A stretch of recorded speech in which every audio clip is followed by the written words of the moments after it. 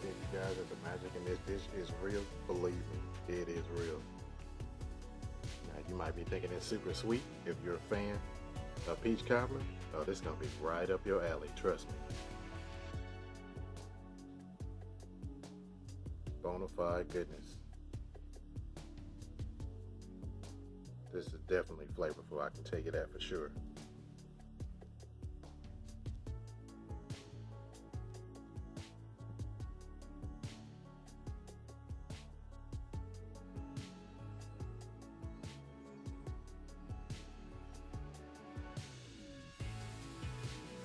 What's going on, kinfolk? Welcome to Cooking and Vib'n Tea. As you see, I do have a few ingredients here in front of you. I'm going to get to those in just a moment.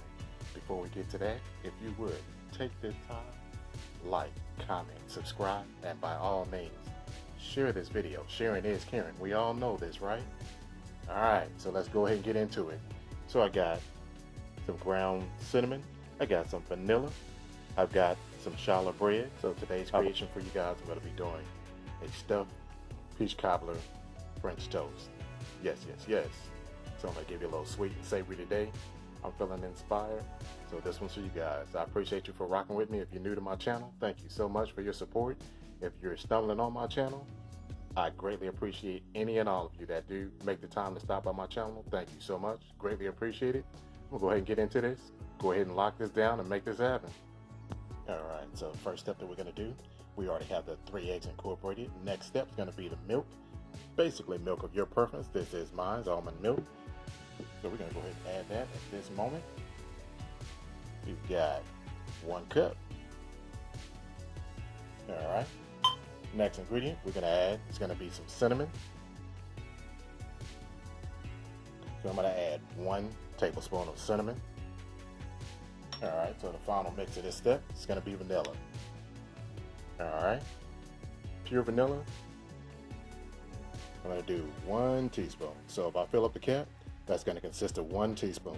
Now, if you don't have the pure vanilla, no worries. You're more than welcome to use imitation. You're still going to have that real flavor, consistency, and love in this dish. So no worries about that. All right, so let's go ahead and get everything mixed together. Do a slight mix and get it incorporated slowly. I don't want to splatter everything too much. You can add a little bit more speed gradually.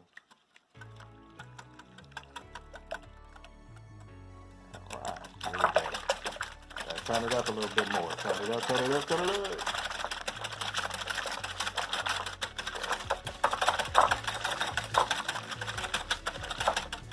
Alright, now if you wanted to, I could have put a towel or something underneath to alleviate some of that rattling, sliding, the bowl sliding around.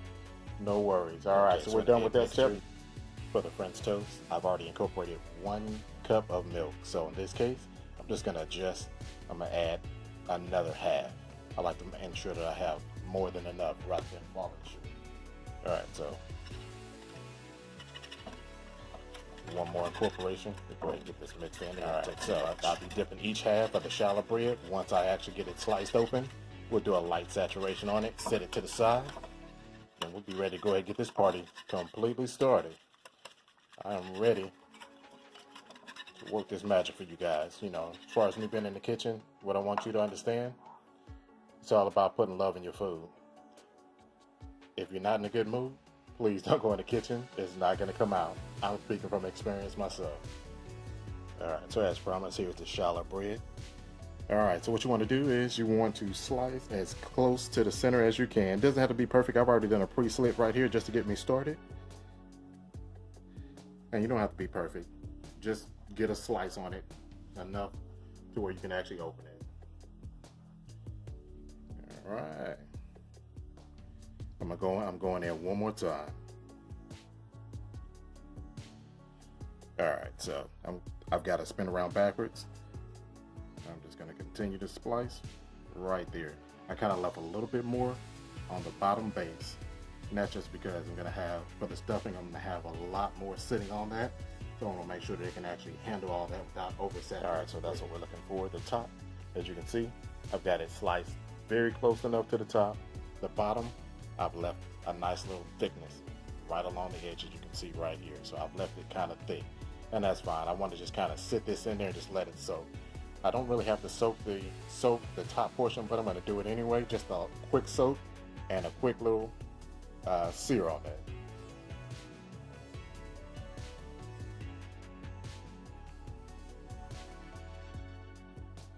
Alright, so I've got that soaked in. It's going to be a little difficult to pick up, so you want to use something that's preferably flat that can slide underneath there without tearing the bread up too bad. So I like to use a spatula. So I've got that spatula.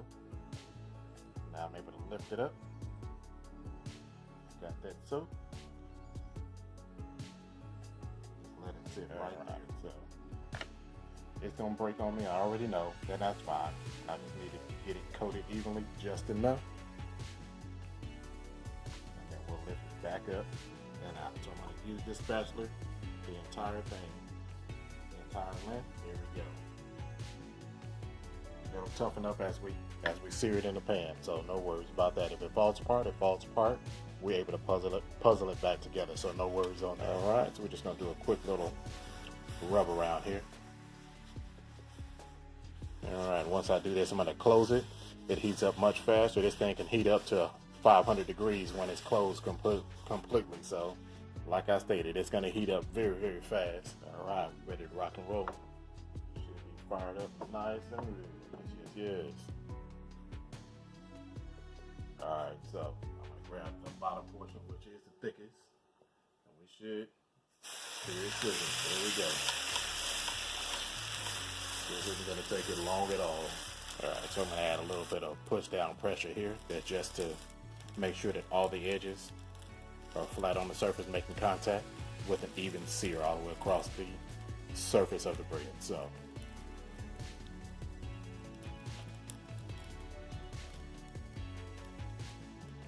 all right, about 1 more minute. This one should be good to go. Just want to get it to a nice little golden brown, or get it to your preference of brown. So I decided that I was going to adjust the bread and move it to the top element.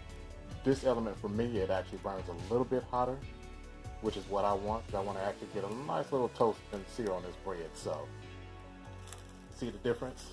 Yes. All right, we are working at magic.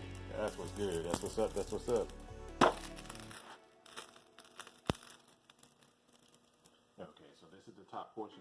It is very flimsy, so I'm gonna be as careful as I can. I've already got one rip, so no worries. It'll toughen up a little bit. I'll just sear this a little bit longer, and that'll actually make it a little bit more sturdy. And this is the little piece that I broke off right here. So, like I said, we'll just puzzle it together. Just put it right back there so you know where it goes when the time comes. Okay, so the bottom is looking perfect. Top's looking perfect. I can now pull that off of the element here and let that cool down and rest. We're going to continue here with the top piece.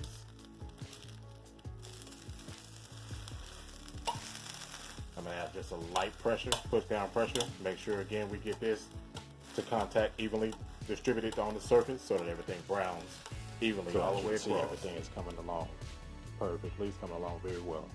So that is the top part. I do have it flipped upside down, inverted, so the top portion is searing as we speak. So it should be ready in about another 30 seconds.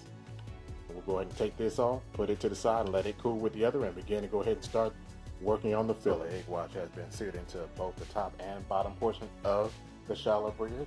As you can see, it's looking nice, golden, pretty, and delicious. So I've got all can tops rinsed and cleaned thoroughly. All right, so this one over here, I'm going to use this to drain the juice because we're going to repurpose the juice to actually make a homemade peach serve to go over everything. Once we finish cooking everything and stuffing the French toast, it's going to make some great serve. All right, so now we're going to pour the peaches in here.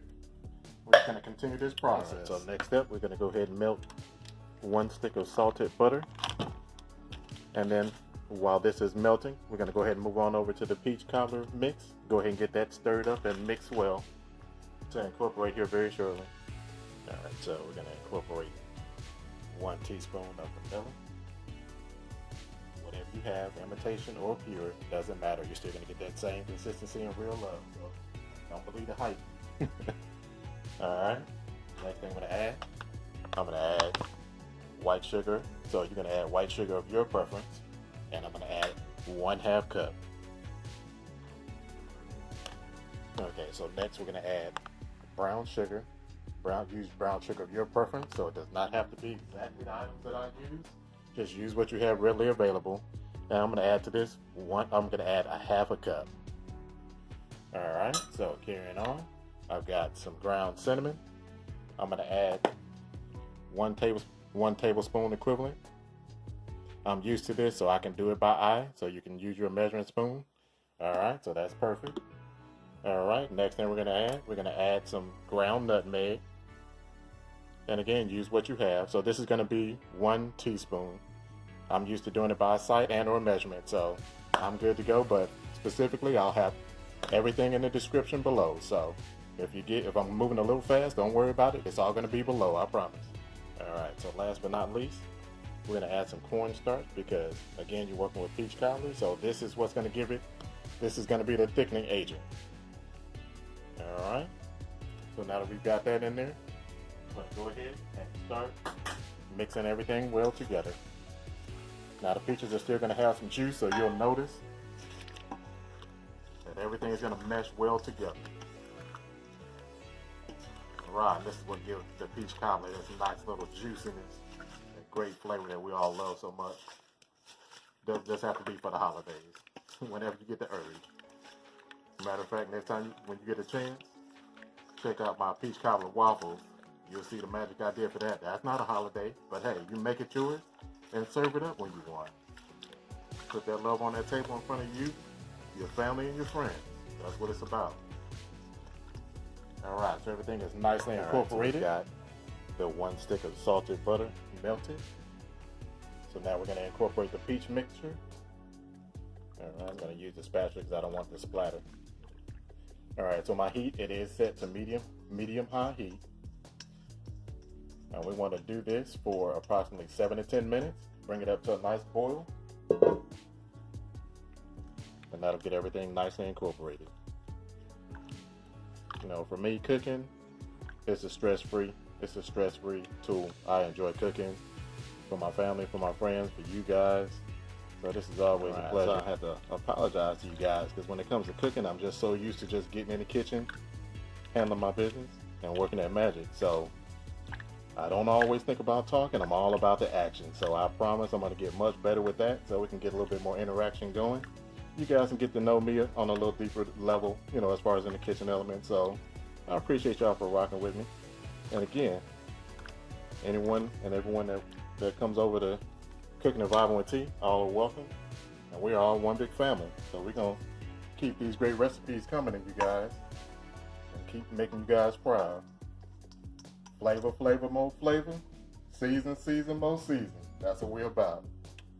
This the no judgment zone, y'all already know. All right, y'all, so it looks like it has been 5 to 7 minutes. I'm gonna go ahead and turn the heat off. Go ahead and get a quick stir.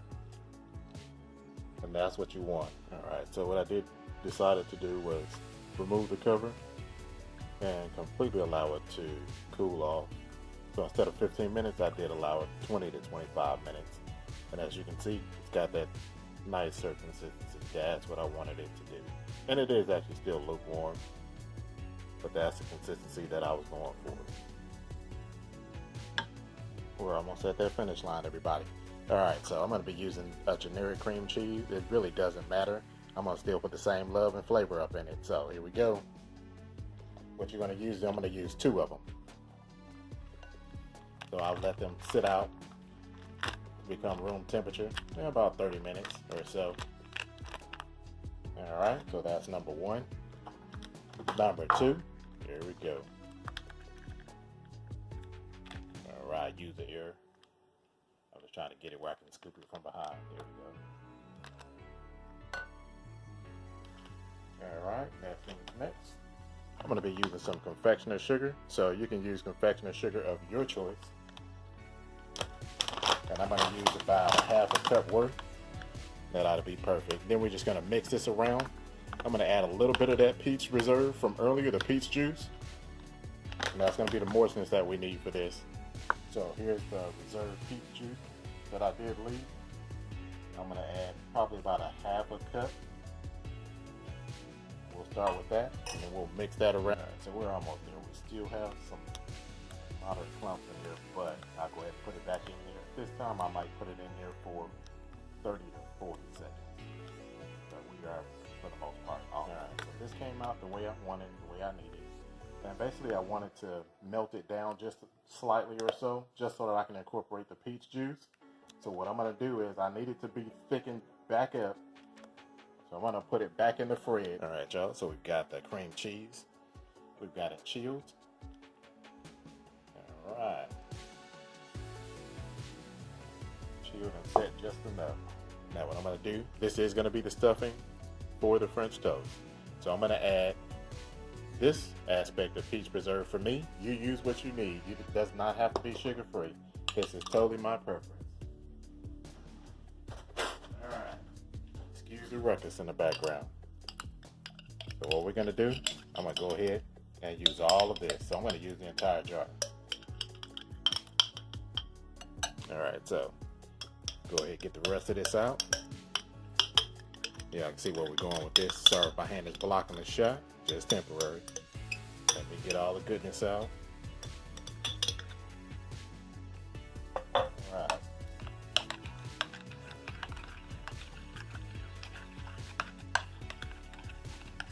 Mix everything around very well.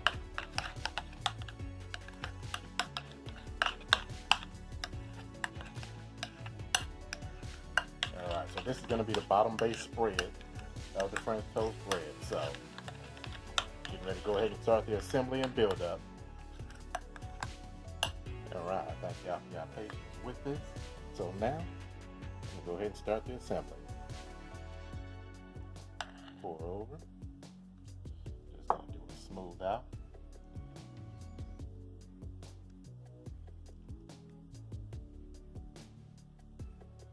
And you use as much as you want. So this is going to ooze out, not a problem. Alright, I want to put just a tad bit more down on this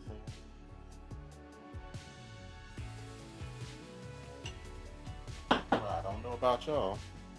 I like what I see. You like what you see? Comment below. Let me know what you think. Oh boy, it's looking like something serious right about now. Like I said, it's gonna roll down a little bit, and that's fine. We're gonna make sure we get all this goodness out here. Don't worry, I'm gonna clean the plate up. I'm gonna give it to you just as if I was in a restaurant giving it to you. Ooh, woo! This don't make no sense. This looks so good. And I'm just gonna pour some more over the top. Don't worry, I'm going to clean it up a little bit more. But for right now, this is not designed to be perfect. Alright, so I got me a couple of graham crackers. I just want to put a little bit of light textureness on top. Because you know, when it comes to peach cobbler, you got a little crusting. That's all we're doing, just add just enough.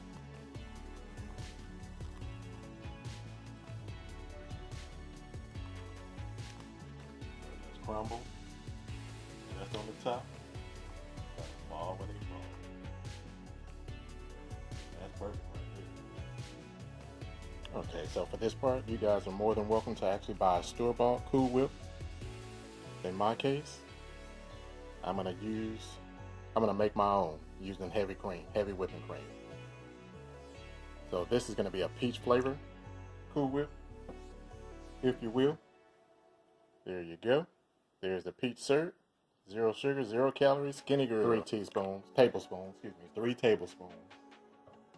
All right, we're gonna carry forth that flavor. So I'm gonna add a little bit of nutmeg, about a tablespoon, or excuse me, teaspoon. Same thing with the cinnamon. I'm gonna add about a teaspoon of that. All right, vanilla. You can use pure or imitation. I'm going to use a half a capful. Okay, and last but not least, we're going to add some sugar. So sugar of your preference. As you see, I always use Trivia. That's just my preference. And I'm going to add about 2 tablespoons of this. Okay. Now I understand everything together may look like it's a lot, but it's not. Alright. So this little puppy right here, I love it. This is one of my favorite board toys in my kitchen. This will allow me to make Cool Whip in about 20 to 30 seconds.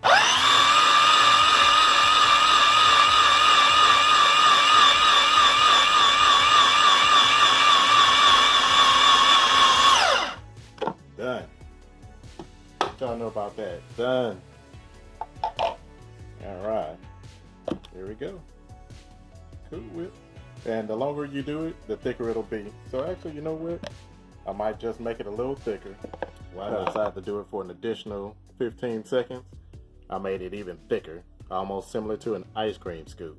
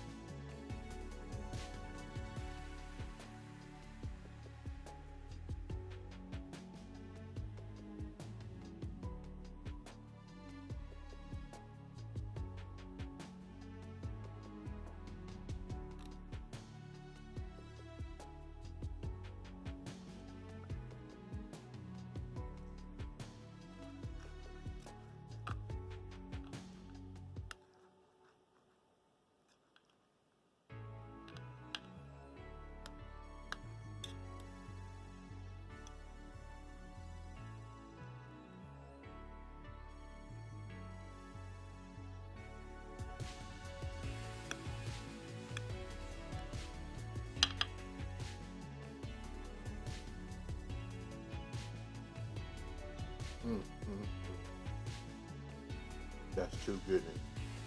Boy, that's a bomb right there. Straight bomb. Thank y'all for rocking out with Cooking and Vibing with T. It's been a true pleasure. Much love. I'll see you next time. Peace.